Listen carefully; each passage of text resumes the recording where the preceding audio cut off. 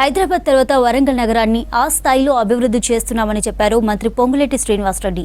2050 నాటి జనాభాకు అనుగుణంగా వరంగల్ సిటీ కోసం మాస్టర్ ప్లాన్ రూపొందిస్తున్నామని చెప్పారు. స్వాతంత్ర దినోత్సవం సందర్భంగా వరంగల్ తూర్పు కోటలో జరిగిన వేడుకల్లో మంత్రి పాల్గొన్నారు. జాతీయ జెండా ఆవిష్కరించి పోలీసుల గౌరవ వందనం స్వీకరించారు.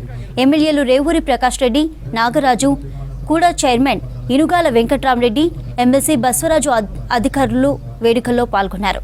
గత ప్రభుత్వం హయాంలో శంకుస్థాపన చేసి వదిలేసిన వరంగల్ సూపర్ స్పెషాలిటీ హాస్పిటల్ నిర్మాణ పనులు వేగవంతం చేస్తున్నామని చెప్పారు పొంగులేటి.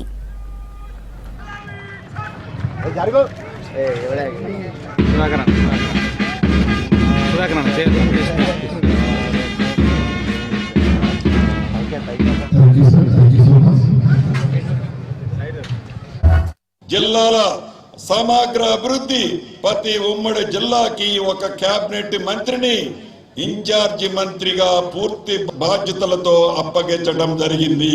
చరిత్రాత్మక వరంగల్ నగర అభివృద్ధిపై మా ప్రభుత్వం ప్రత్యేక దృష్టి సారించింది. కాకతీయులు పాలించిన గొప్ప చరిత్ర ఉన్న ఈ వరంగల్ నగరాన్ని తెలంగాణకు 2వ రాజధానిగా అభివృద్ధి చేయాలన్న సంకల్పంతో కార్యాచరణ రూపొందిస్తున్నాం.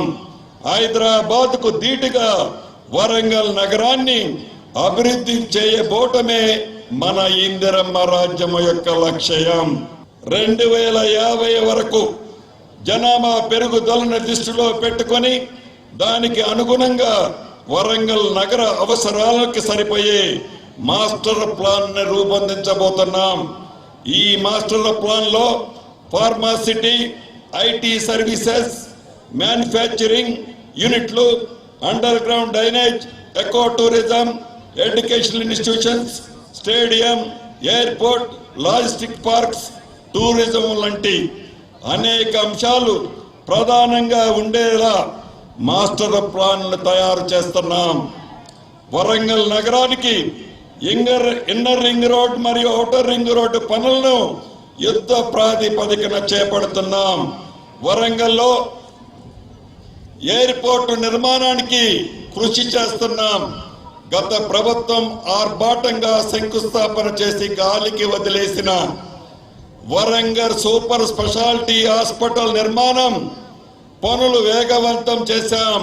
అలాగే నర్సంపేటలోని మెడికల్ కాలేజీ మరియు హాస్టల్ని అతి కొద్ది రోజుల్లోనే ప్రారంభించుకోబోతున్నామని చెప్పడానికి సంతోషిస్తున్నాను.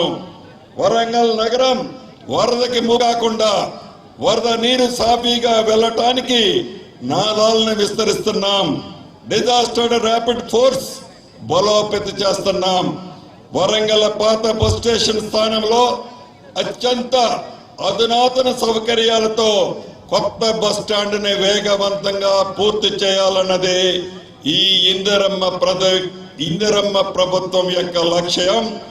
ఇందుకు సంబంధించిన నిర్మాణ పనులు పురోగతి చాలా స్పీడ్గా జరుగుతున్నాయి.